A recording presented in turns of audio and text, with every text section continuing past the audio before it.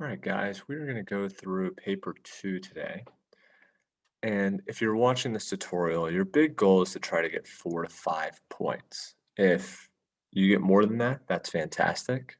But we're going to really heavily focus in on 5 points. And those 5 points are the contextualization point, the thesis point, the document analysis point for 3 documents, the outside information point, and then either using 6 documents or PETA.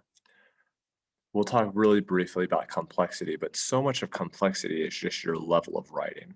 If you can write a very complex, multi-layered, nuanced argument. So let's first start with the prompt. The prompt is asking you to what degree or to what extent did the Second Great Awakening cause the reform movement? So we need to figure out what the skill is. Is it historical causation, compare and contrast, and continuity and change over time? Which one of those is it? And it's to what extent? So it means that this is a causation.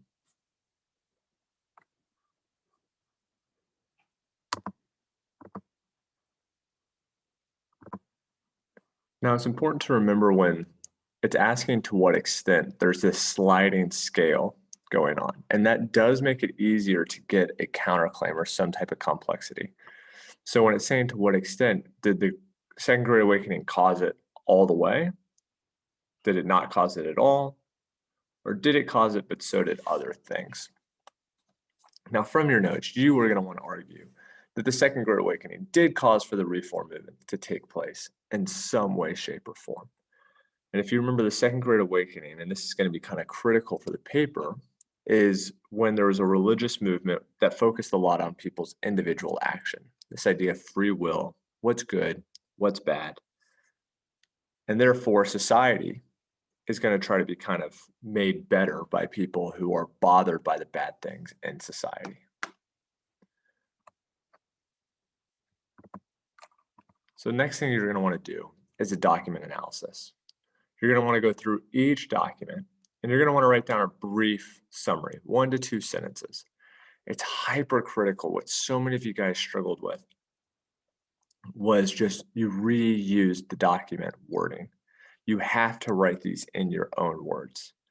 The summary can be relatively simple, but after you give the summary, you are going to need to explain how your summary, how the information from the document answers the prompt, meaning how does it show the Great Awakening led to the reform movements?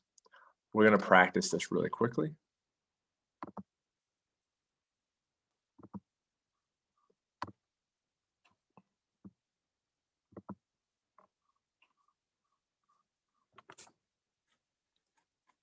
And we're just going to look at this first document. And looking at this first document, there's a couple things. First, as always, I'm going to always kind of focus on this. You want to look at the source. So you see Lyman Beecher right here. You have notes on Lyman Beecher. You know that he is a part of the temperance movement. He started the temperance movement. So because of that, we know right away that this is going to be about the temperance movement. I also just kind of want to notice that this is a sermon. So because of that, this means it's probably going to be about the Second Great Awakening because it's about God. Second Great Awakening is a religious movement. Sermons are a religious text. That's just kind of a good thing to remember. And then a reformation of moral, practical, and indispensable. The reformation of morals, practical, and I have no idea what that means, if I'm being honest. So I'm just going to completely ignore that. And I see that this is in 1812. Right. So I'm going to admit that this is a very hard document to read. It's one of the reasons why I wanted to go through this document in the tutorial. He's writing a sermon, and in this sermon, the big thing that he starts with is he's saying that there is a point of degradation. So this word degradation means low place. Basically, there's a point of like lowliness from which neither individuals nor nations are disposed to arise. So Basically meaning there's a low point that you can get to as a person or a nation that's so low that it's going to be very difficult to get back up from, and from which the Most High is seldom,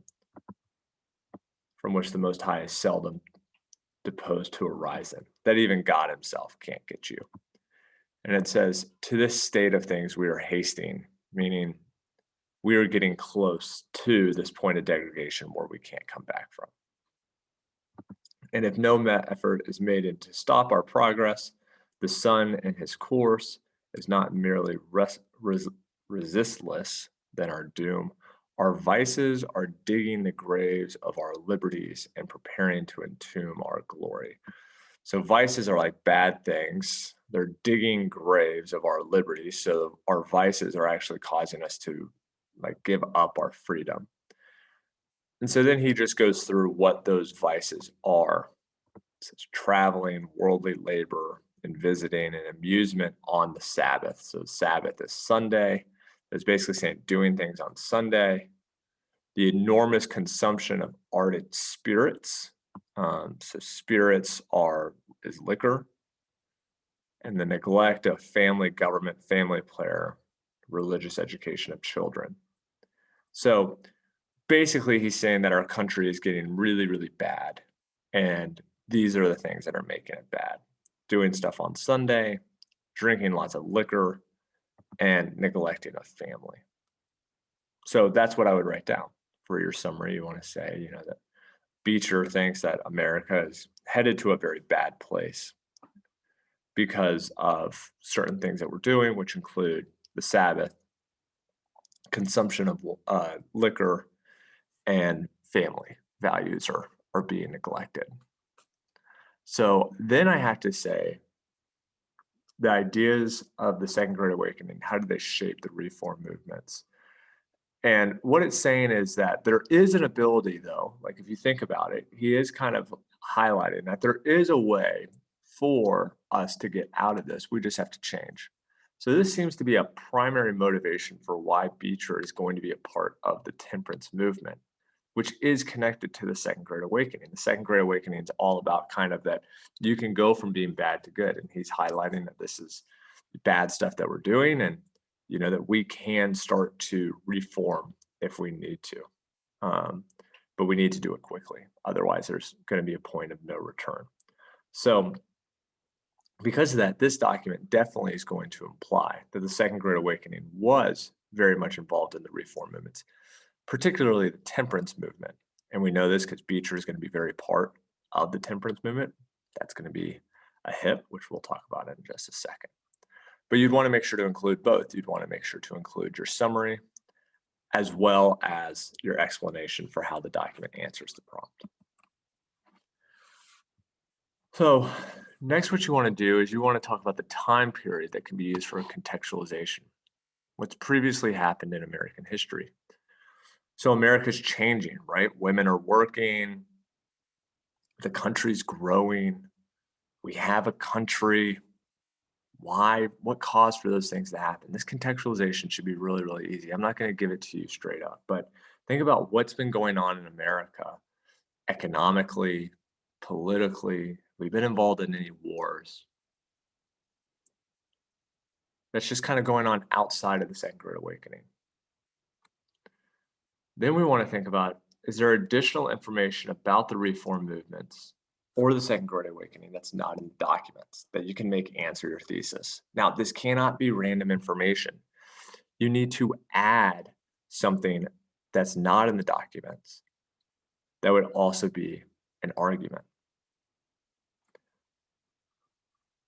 I would recommend, even if you're only doing 3 documents, you still need to go through and make sure you kind of understand some of the documents, meaning to make sure that you're not talking about something in your outside information that's in the documents. And the easiest way, again, to do outside information is an ACE. Give your answer. So what is your answer to the thesis that's not in the documents? Cite specifics, and then either explain how that shows that the Second Great Awakening was or was not involved in the reform movements. Or if your answer is self-explanatory, expand on that, providing more information. So it should be about 3 to 4 sentences. I'd make it a separate paragraph.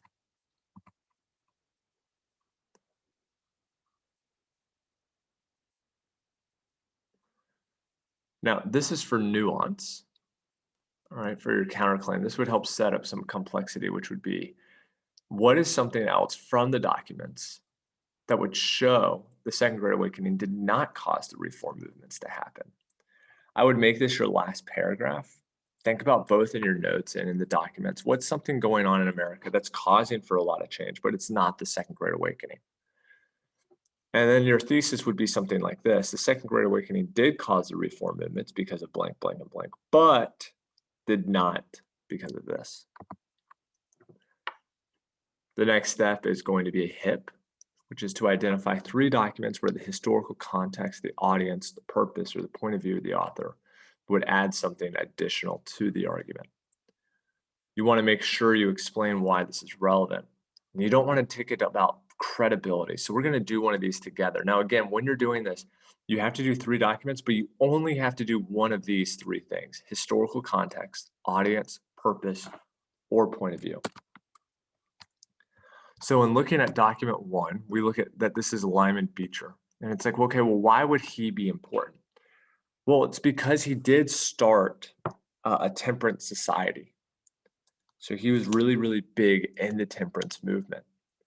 And because he's really big in the temperance movement, we're able to see his motivation for why he wants the temperance movement to happen. So this does lend to understanding what the leaders of the temperance movement were thinking.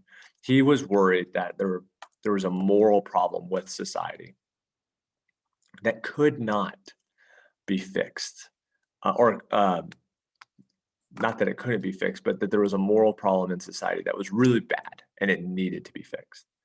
And that's his motivation for why he wants to fix it. And that's a big deal. It's not some random person on the street. It's because this person starts big movements in the temperance movement. So because of that, that would be point of view. That would be the one I would use. The only other one I would maybe use is, since it's a sermon, the purpose is to preach. So you could kind of think that maybe he's reaching out to a Christian audience, which Christian audience would be a part of the Second Great Awakening. So because of that, we are able to show that this is a part of the Second Great Awakening because it's a religious sermon. That would be purpose. Again, you only have to do one or the other.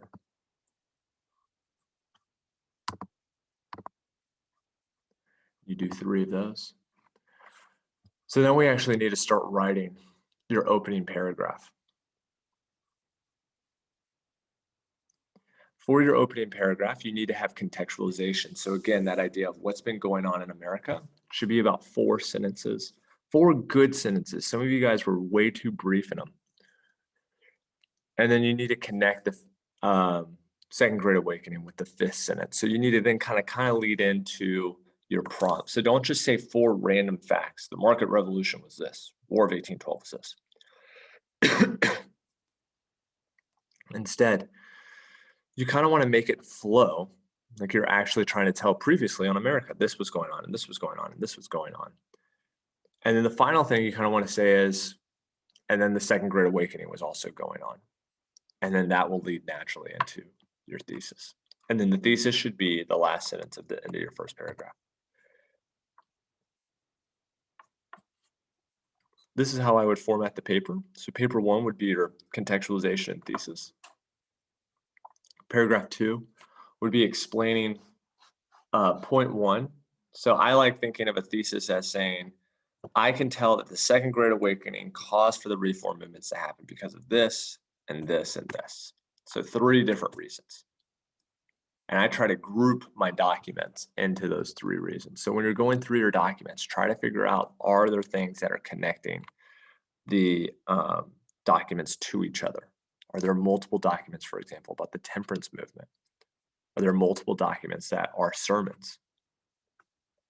Try to find consistency in the documents. And then you would explain point 1 using the documents that are related to point 1. So if I was to say, LeBron James is a good basketball player because of his good skill set and media personality, I would try to connect all the documents that are related to his media personality and talk about that in one paragraph. And then I would try to find all the documents that are related to his skill set and talk about that in the paragraphs, in a separate paragraph.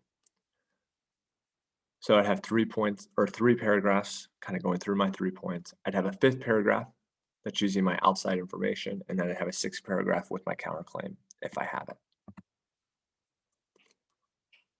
When you're writing your paragraphs, I would form it like this. So I would do a topic sentence. That would be my first topic sentence would be explain what part of the thesis that you're talking about. So say LeBron James is a really good athlete because of his media personality, period. That gives me, the reader, an understanding of what you're trying to prove in this paragraph. Then you would summarize the first document, you would explain it, you would do a PETA, if that's one of the 3 you're doing. And then if you had a second document, you do the same exact thing. You're going to do that for each of the paragraphs. The outside information paragraph would follow an ACE. And then the counterclaim, if it's using documents, would follow the same exact. If you're using outside information for a counterclaim as well, then it would probably follow more like an ACE model. Make sure when you're working on complexity has to be throughout the paper. A counterclaim is a great start, but you want to have multiple layers of nuance throughout the entire paper. All right, good luck, guys. You're going to do great.